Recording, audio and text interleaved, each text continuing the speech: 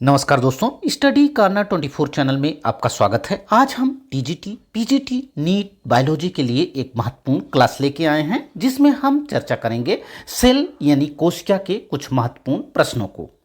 आइए क्लास शुरू करते हैं। क्लास शुरू करने से पहले यदि आप हमारे चैनल पर नए हैं तो हमारे चैनल स्टडी कॉर्नर 24 को जरूर सब्सक्राइब करें। देखते हैं पहला question, who discovered the cell for the first time? कोशिका की खोज सबसे पहले किसने की थी? Who discovered the cell for the first time? Option A Robert Brown, option B Robert Hooke, option C Antonie van Leeuwenhoek, option D Swan. कौन सा आंसर सही होगा? कोशिका की खोज सबसे पहले रॉबर्ट हुक नामक वैज्ञानिक ने की थी। किसने किया था? सबसे पहले रॉबर्ट हुक नामक वैज्ञानिक ने 1665 ईस्वी में। कब? 1665 ईस्वी में कोशिका की खोज की। किसने की? रॉबर्ट हुक नामक वैज्ञानिक ने। Who discovered the cell for the first time? Robert Hooke इसका सही आंसर होगा। बढ़ते हैं अगले प्रश्न की ओर। देखते हैं प्रश्न संख्या 2।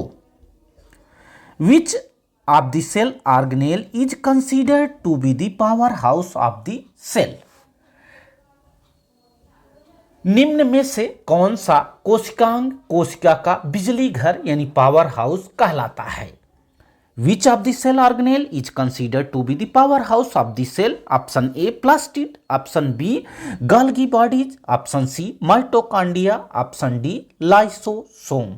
कौन सा आंसर सही होगा? Option C power house of cell किसे कहा जाता है? तो माइटोकॉन्ड्रिया इसका सही आंसर होगा। माइटोकॉन्ड्रिया को ऊर्जा घर कहते हैं, सेल का ऊर्जा गृह कहा जाता है। किसे कहा जाता है? माइटोकॉन्ड्रिया को। माइटोकॉन्ड्रिया को कोशिका का ऊर्जा घर या पावर हाउस कहते हैं। The power house of the cell is mitochondria. Mitochondria को ऊर्जा का घर कहा जाता है यानी power house of the cell कहा जाता है। बढ़ते हैं अगले प्रश्न की ओर। देखते हैं प्रश्न संख्या 3। The functional unit of Golgi complex is? The functional unit of Golgi complex is? कौन सा आंसर इसमें सही होगा? Option A cristae, option B thylakoid, option C cisternae, option D sarcoplasm. Golgi complex की क्रियात्मक इकाई है। गोल्गी कॉम्प्लेक्स की क्रियात्मक इकाई कौन सी है? सिस्टर्नी इसका सही आंसर होगा। सिस्टर्नी गोल्गी कॉम्प्लेक्स की कार्यात्मक इकाई है। The functional unit of Golgi complex is cisternae. The functional unit of Golgi complex is cisternae यानी सिस्टर्नी गोल्गी कॉम्प्लेक्स की क्रियात्मक इकाई है। बढ़ते हैं अगले प्रश्न की ओर। देखते हैं प्रश्न संख्या 4। Site of protein synthesis in a plant cell is? Site of protein synthesis in a plant cell is?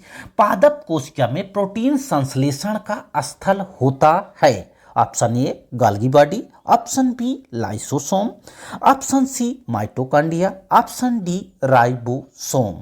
कौन सा आंसर इसमें सही होगा? साइट ऑफ प्रोटीन सिंथेसिस यानी पादप कोशिका में प्रोटीन संश्लेषण का जो स्थल होता है वह राइबोसोम होता है। कौन सा होता है?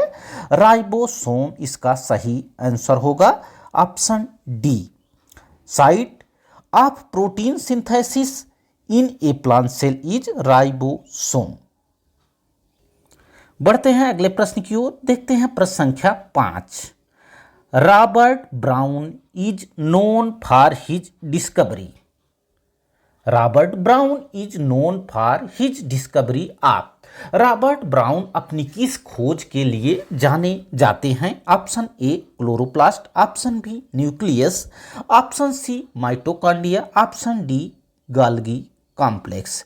कौन सा आंसर सही होगा? रॉबर्ट ब्राउन जाने जाते हैं न्यूक्लियस के खोज के लिए। किसके? न्यूक्लियस यानी केंद्रक की खोज के लिए रॉबर्ट ब्राउन जाने जाते हैं। रॉबर्ट ब्राउन ने केंद्रक की खोज की सर्वप्रथम कब की? 1831 ईस्वी में। केंद्रक यानी न्यूक्लियस की खोज सर्वप्रथम रॉबर्ट ब्राउन ने 1831 ईस्वी में किया था। कब किया था? 1831 ईस्वी में। 1831 ईस्वी में रॉबर्ट ब्राउन ने न्यूक्लियस यानी केंद्रक की खोज की है। Robert Brown is known for his discovery of nucleus. Nucleus की खोज रॉबर्ट ब्राउन ने कब किया? न्यूक्लियस की खोज रॉबर्ट ब्राउन ने 1831 ईस्वी में किया था। एक कोशिका में प्रायः एक केंद्रक होता है, किंतु कुछ पौधों की कोशिकाओं जैसे बाउचेरिया एवं क्लमाइडोमोनास में एक से अधिक भी पाए जाते हैं।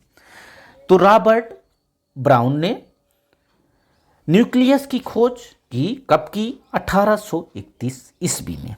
बढ़ते हैं अगले प्रश्न की ओर। देखते हैं प्रश्न संख्या 6। Polytene chromosome is first observed in. Polytene chromosome सर्वप्रथम देखा गया, कहाँ देखा गया? Option A house fly, option B honey bee, option C Drosophila, option D none of these. कौन सा आंसर इसमें सही होगा?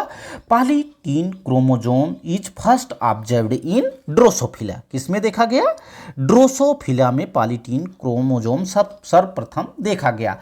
पॉलीटीन विशेष प्रकार का गुणसूत्र होता है जो कि सामान्य गुणसूत्रों से अधिक बड़े होते हैं। इसे सर्वप्रथम बाल्बियानी नामक वैज्ञानिक ने ड्रोसोफिला मक्खी, जिसे फल मक्खी के नाम से जाना जाता है, के लार ग्रंथियों में देखा था। किसने देखा था? बाल्बियानी ने ड्रोसोफिला यानी मक्खी के लार ग्रंथियों में सर्वप्रथम पॉलीटीन क्रोमोजोम को देखा था। Polytene chromosome is first observed इन, यानी पॉलीटीन गुणसूत्र सर्वप्रथम देखा गया। किसमें देखा गया? ड्रोसोफिला मक्खी में। ड्रोसोफिला मक्खी में सर्वप्रथम इसे देखा गया। बढ़ते हैं अगले क्वेश्चन की ओर। देखते हैं क्वेश्चन संख्या 7। Lysosomes are produced by. Lysosomes are produced by. Lysosome की उत्पत्ति होती है option A mitochondria, option B centriole, option D plasma membrane, option D Golgi apparatus। कौन सा आंसर इसमें सही होगा? लाइसोसोम की उत्पत्ति होती है गोल्गी apparatus। ऑप्शन डी इसका सही आंसर होगा, Golgi apparatus। Lysosome are produced by Golgi apparatus। Lysosome एकल जीव द्रव्य कला युक्त यानी सिंगल यूनिट मेम्ब्रेन कोशिकांग है तथा इसकी जो उत्पत्ति है गोल्गी apparatus से होती है। किससे होती है? गोल्गी apparatus यानी गोल्गी उपकरण से इसकी उत्पत्ति होती है, यानी ऑप्शन डी इसका सही आंसर होगा। Lysosome are produced by Golgi apparatus। बढ़ते हैं अगले प्रश्न की ओर। देखते हैं प्रश्न संख्या 8। Enzymes are. एंजाइम होते हैं option A carbohydrate, option B fats, option C proteins, option D sugars. कौन सा आंसर इसमें सही होगा? Enzymes are proteins. क्या होते हैं? एंजाइम प्रोटीन्स होते हैं। एंजाइम संरचनात्मक रूप से प्रोटीन होते हैं। एंजाइम प्रोटीन के समान अमीनो अम्ल के बहुलक हैं तथा इनका संश्लेषण राइबोसोम पर होता है। Enzymes are always proteins. Enzymes क्या होते हैं? एंजाइम संरचनात्मक रूप से प्रोटीन होते हैं। कैसे होते हैं? एंजाइम संरचनात्मक रूप से प्रोटीन होते हैं। बढ़ते हैं अगले प्रश्न की ओर। देखते हैं प्रश्न संख्या 9। Lysosomes are called suicidal bags because they have. Lysosome को सुसाइडल बैग यानी आत्महत्या की थैली कहते हैं क्योंकि उनमें होता है। क्या होता है? Option A hydrolytic enzyme, option B parasitic activity, option C food vacuole, option D catabolic enzyme. Lysosome को आत्महत्या की थैली यानी सुसाइडल बैग क्यों कहते हैं? लाइसोसोम को कोशिका का आत्मघाती थैली कहा जाता है। क्यों कहा जाता है? क्योंकि उसमें हाइड्रोलिटिक एंजाइम पाए जाते हैं। कौन से एंजाइम पाए जाते हैं? हाइड्रोलिटिक एंजाइम पाए जाते हैं, इसलिए इसे सुसाइडल बैग कहा जाता है। इसमें बहुत से जल अपघटनीय एंजाइम पाए जाते हैं जो अम्लीय माध्यम में कार्य करते हैं। ये एंजाइम क्या करते हैं? ये एंजाइम लाइसोसोम की कला के फट जाने पर बाहर आ जाते हैं तथा कोशिका के सभी घटकों को जल अपघटन क्रिया द्वारा पचा डालते हैं। इसीलिए इसको सुसाइडल बैग यानी आत्महत्या की थैली कहा जाता है, क्योंकि इसमें हाइड्रोलिटिक एंजाइम पाए जाते हैं। बढ़ते हैं अगले प्रश्न की ओर, देखते हैं प्रश्न संख्या 10। Which cell organelle is not found in plant cell? ध्यान दें, इसमें not found in plant cell. Which cell organelle is not found in plant cell? कौन सा कोशिकांग पादप कोशिका में नहीं पाया जाता है? कौन सा कोशिकांग पादप कोशिका में नहीं पाया जाता है?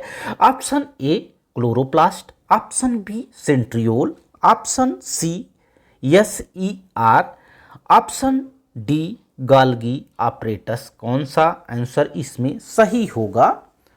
कौन सा कोशिकांग पादप कोशिका में नहीं पाया जाता है? इसका सही आंसर होगा सेंट्रियोल। सेंट्रियोल पादप कोशिका में नहीं पाया जाता है। कौन सा आंसर सही होगा? ऑप्शन बी इसका सही आंसर होगा centriole. Centriole is not found in plant cell, केवल यह एनिमल सेल में पाया जाता है। Which cell organelle is not found in plant cell? Plant cell में सेंट्रियोल नहीं पाया जाता है, जबकि यह एनिमल सेल में पाया जाता है। Only found in animal cell.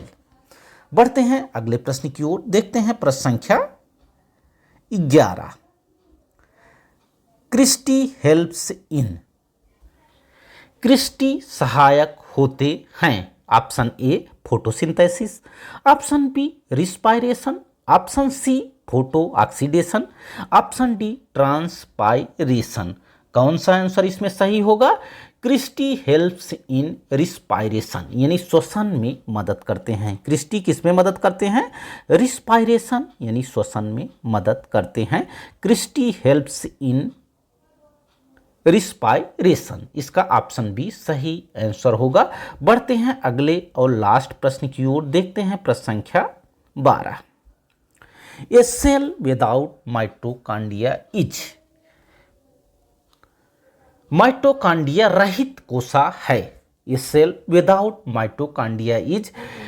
ऐसी सेल बताएं जिसमें माइटोकॉन्ड्रिया नहीं पाई जाती है। माइटोकॉन्ड्रिया रहित कोशा है यानी माइटोकॉन्ड्रिया जिसमें नहीं पाई जाती है, वह कौन सी सेल है?